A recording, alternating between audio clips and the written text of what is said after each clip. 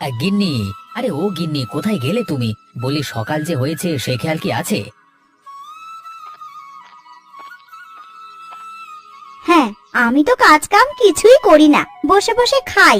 দেখো না তুমি, বলি আমি কাজ না করলে বাড়ির কাজগুলো কে করে দিয়ে যায় শুনি?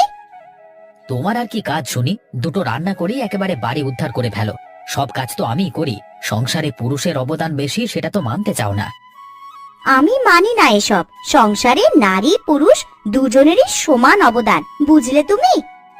আচ্ছা বাবা, বুঝলাম। এখন আমাকে দুটো খেতে দাও দেখি। খেয়ে মাঠে যাব। ফসলগুলো শীত বেশি আসবার আগেই বাজারে তুলতে হবে। ঠিক আছে, তুমি বারান্দায় বসো, আমি খেতে দিচ্ছি। আচ্ছা ঠিক আছে।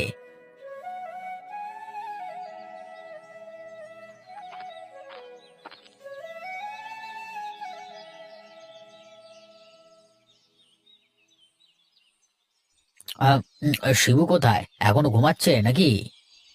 না না, সে কি ঘুমানোর বান্দা নাকি যে ঘুমাবে? সেই সকালে উঠেই খেলতে গেছে ও বাড়ির সমুর সাথে। কতবার বলি ওদের বাড়িতে না যেতে, সে আমার একটা কথা যদি শোনে। থাক, সে ছোট মানুষ, ও কি আর বুঝবে আমাদের মাঝে ঝামেলা? ওর বাবা মা যদি আগ বাড়িয়ে ঝগড়া না করে তবে তো সবাই মিলেমিশে থাকতাম আমরা। না বাবা, ওদের সাথে মিশে আর কাজ নেই আমাদের। ওদের সাথে ঝগড়া করে আমি পেরে উঠি না বাপু। তার থেকে এমন আলাদা থাকাই ভালো। আচ্ছা গিন্নি, আমি মাঠে যাই এখন। অনেক কাজ আছে মাঠে আজকে। তুমি আবার ওদের সাথে লাগতে যেও না জানো। তা আমাকে কিছু বললে কি আমি তাদের ছেড়ে কথা বলবো নাকি? যা ভালো বোঝো করো, আমি এখন গেলাম। আচ্ছা, সাবধানে যেও।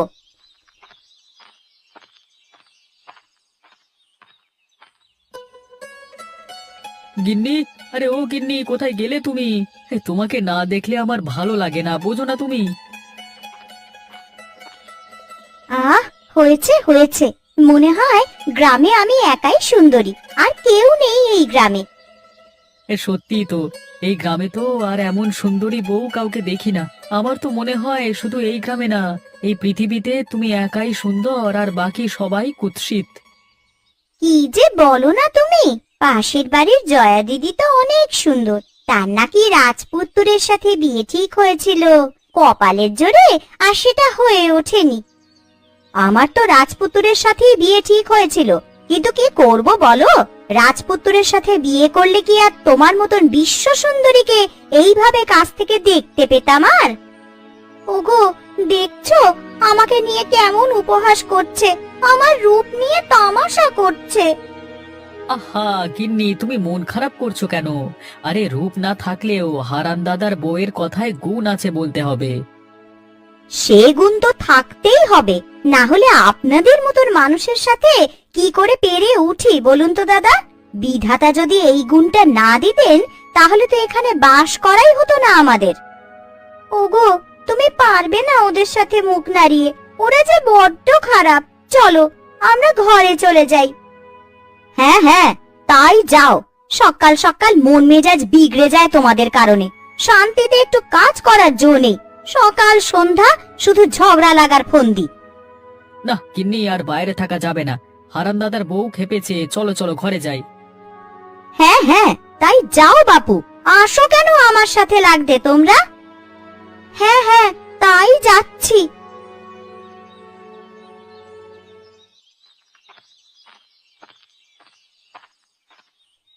কিরে হারান, কেমন আছিস তুই? তোকে তো আর এখন দেখাই যাচ্ছে না। আগে সে কথা আর বলবেন না দাদা। খেতে এবার ফুলকপির ফলন ভালো হয়েছে, সেগুলো নিয়েই একটু ব্যস্ত ছিলাম। শীত বেশি হলে তো আবার ওগুলো বাজারে বিক্রি করতে পারবো না, সব নষ্ট হয়ে যাবে। আমি এবারে ফুলকপির চাষ না করে কি ভুল করলাম তাহলে? সবার ফুলকপির ফলন ভালো হয়েছে দেখছি। আমি তো এবার ধান বুনেছি খেতে। হ্যাঁ, এই ধান তো সারা বছরই চাষ করি। এই মৌসুমের সময় একটু মৌসুমী সবজি তরকারি না চাষ করলে হয় নাকি? সেটা তুই ঠিকই বলেছিস। এবার থেকে আমিও তাই করব। শুনেছি খেতে এক ফসল বারবার চাষ করলে জমির উর্বরতা কমে যায় আর আস্তে আস্তে নষ্ট হয়ে যায়। তাই আমি সব রকম ফসলের চাষ করি এখন। হ্যাঁ, তুই ঠিকই বলেছিস হারান। আমিও একবার একটা প্রশিক্ষণে শুনেছিলাম, জমিতে একই ফসল বারবার চাষ করলে জমির উর্বরতা নষ্ট হয়। হ্যাঁ দাদা, তা এবারে শীতে সবাইকে পিঠে খাবার নিমন্ত্রণ করেছেন তো দাদা? জানি না রে, এবারে খেজুরের রসের বড্ড সংকট। কোথাও খেজুরের রস পাওয়া যাচ্ছে না। তোর বাড়ির পাশে রতনদের বাড়িতে একবার যাব ভাবছি। কেন, রতনদের বাড়িতে কি দাদা? আরে রতনদের তো খেজুরের গাছের বাগান আছে, সেখানে নাকি এবার ভালো খেজুরের রস পাওয়া যাচ্ছে। সবাই তো ওখান থেকেই নিচ্ছে। তা তুই একবার কথা বলে দেখবি নাকি? না না দাদা, ওদের সাথে আমাদের একদম বনিবনা নেই। ওরা উঠতে বসতে কথায় কথায় আমাদের সাথে গা বাঁধিয়ে ঝগড়া করতে আসে। তাহলে তো ব্যাপারটা খুব খারাপ দেখছি। তা তোদের এই দ্বন্দ্ব তো মেটানো দরকার, না হলে তো পরে বড় আকারের ঝামেলা হয়ে যাবে। আমরা তাদের সাথে মুখ লাগাই না, দেখি সবাই মিলে বসে একদিন এর একটা সুরাহা করতে হবে। ঠিক আছে, তাহলে একদিন সবাই মিলে বসে এর একটা বিহিত করব আমরা, কেমন? ঠিক আছে দাদা, এখন তাহলে যাই আমি। হ্যাঁ, দুপুর হয়ে গেছে, বাড়িতে গিয়ে দুটো খেয়ে নি। আচ্ছা ঠিক আছে, যা তাহলে, আমিও বাড়ির দিকে যাব।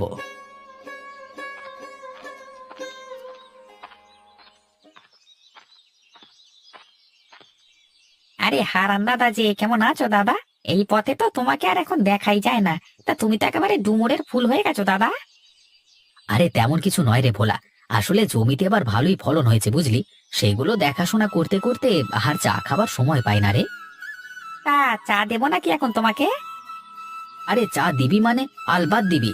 চা খাবার জন্যই তো তাড়াতাড়ি কাজ শেষ করে এসে বসলাম তোর দোকানে। আচ্ছা ঠিক আছে, তুমি বসো দাদা, আমি এক্ষুনি চা দিচ্ছি তোমাকে। ঠিক আছে, দে। আরে রতন দাদা, যে কেমন আছো রতন দাদা?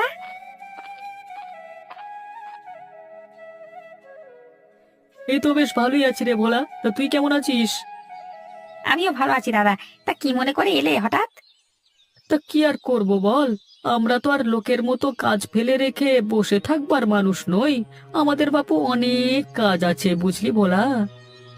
হ্যাঁ হ্যাঁ, বুঝেছি বুঝেছি। বুঝলি ভোলা, মানুষের পেছনে লাগা যাদের কাজ, তারা বেকার বসে থাকবে কিভাবে? হ্যাঁ, মানুষের পেছনে লাগাই তাদের কাজ, আর এভাবেই সময় কেটে যায় তাদের, তাই না? আরে আমার তো আর খেয়ে দে কাজ নেই যে যার তার পেছনে লাগতে যাব। এই ঘরের খেয়ে পরের মোষ তাড়ানোর বাসনা আমার নেই রে ভোলা। এই দেখেছিস তো ভোলা, কথায় আছে না, কথা বলি সবার মাঝে আর যার কথা তার বুকে বাজে। অবশেষে মানুষ স্বীকার করলো যে তারা মানুষের পেছনে লাগে। কি শুরু করলে বলো তো তোমরা? তোমাদের জন্য তো আমাদের মাথা ঘোরা শুরু হয়ে গেছে। কিভাবে থাকো তোমরা পাশাপাশি? এত কথা না বলে আমার চাটা দে দেখি, খেয়ে বাড়ি যাই। এখানে বসে ভাট বকবার সময় আমার নেই। আমাকেও তাড়াতাড়ি একটা চা দে ভোলা, আমিও খেয়ে বাড়িতে যাই। ঠিক আছে ঠিক আছে, আমি এক্ষুনি তোমাদের চা দিচ্ছি।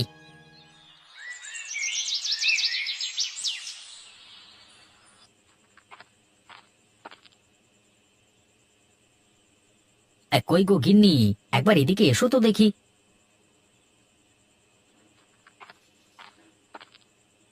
আজকে ফিরতে এত দেরি করলে যে? কোথায় গিয়েছিলে? গিয়েছিলাম একটু ভোলার দোকানে চা খেতে। বিকেলে কাজ শেষে ভাবলাম একটু চা খেয়ে আসি, অনেকদিন হলো যাই না দোকানে, কিন্তু গিয়েই তো আর এক ক্যাঁচাল। কেন, কি হয়েছে গো? আর বলো না সে কথা, গিয়ে বসতে না বসতে এই রতন হারামজাদা এসে হাজির, এসেই আমাকে খোঁচা মারা শুরু করে দিল। আর তুমি বুঝি চুপ করেছিলে? তুমি কিছু বলনি তাকে? হ্যাঁ বলেছি, আমিও ছেড়ে আসিনি। একদম ঠিক কাজ করেছো। সুযোগ পেলেই মানুষের পেছনে লাগা স্বভাব হয়ে দাঁড়িয়েছে ওদের। এই নাও, তোমার আর শিবুর শীতে জামা এনেছি। এই নে বাপ, দেখ কেমন হয়েছে জামা। বাহ, এই জামাটা তো অনেক সুন্দর হয়েছে, আমার খুব পছন্দ হয়েছে। ঠিক আছে বাবা, কাল থেকে ওই নতুন শীতের জামা পরে স্কুলে যাস, কেমন? আচ্ছা ঠিক আছে। যাও, হাত মুখ ধুয়ে বারান্দায় বসো। শিবুর সাথে আমি রাতের খাবার দিচ্ছি তোমাদের। আচ্ছা ঠিক আছে।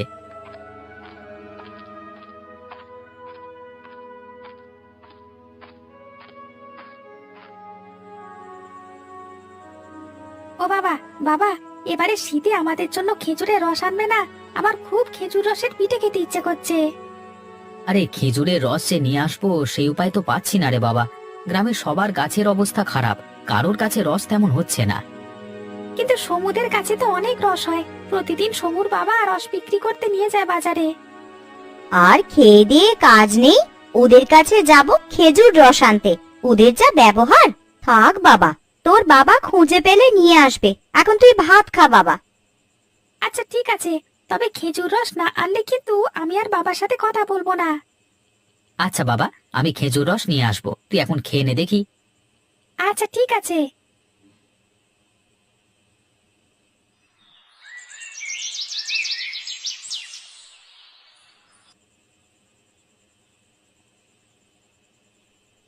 গিন্নি, আরে ও গিন্নি, কোথায় গেলে তুমি? ওই তো বাবা চলে এসেছে।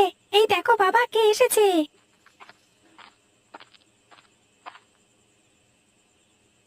আরে ইন্দু মাসি, তুমি তুমি কখন এলে মাসি? কেমন আছো মাসি তুমি? হয়েছে হয়েছে, এখন দরদ একেবারে উতলে উঠছে। মাসি মরেছে কি বেঁচে আছে একটিবার খোঁজ নিয়েছিলি? আরে মুখ পোড়া। তুমি রাগ করো না মাসি, আসলে কাজের চাপ অনেক কম। আর তুমি তো খেজুরের রস খেতে ভালোবাসো, আমি এখনো খেজুর রস জোগাড় করতে পারিনি মাসি, তাই এখনো তোমাকে নিয়ে আসতে যাইনি। হয়েছে, এখন বস এখানে, এক্ষুনি রতনেরা চলে আসবে। রতনেরা আসবে মানে? আমি আসতে বলেছি ওদের, কাজ আছে তাই। এসেছিস তোরা? আয় বস এখানে, তোদেরকে ডেকেছি কয়টা কথা বলবো বলে। কি কথা বলবেন বলুন। বলুন কি রে আবার হতচ্ছাড়া? হ্যাঁ, হারানের মাসি মানে আমি তো তোদেরও মাসি, আমাকে মাসি বলেই ডাকবি। আচ্ছা ঠিক আছে মাসি, বলো কি বলবে।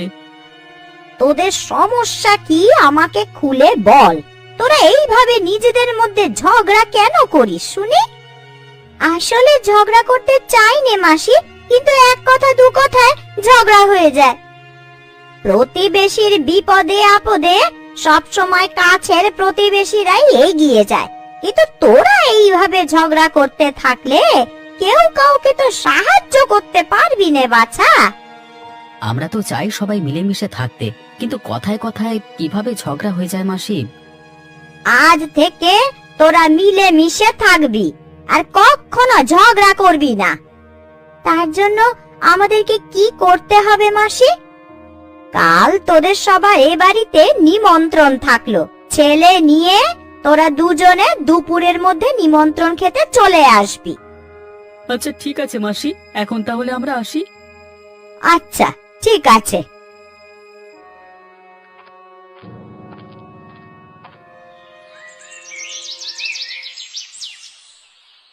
কই গো গিন্নি, একবার এদিকে এসো দেখি। হ্যাঁ বলো, কি বলবে? এই নাও, বাজার করে নিয়ে এসেছি। আজকে তো আবার রতনদের নিমন্ত্রণ করেছে নিন্দু মাসি। হ্যাঁ, আজকে তোরা আসবে খেতে, আমি এক্ষুনি রান্না শুরু করছি।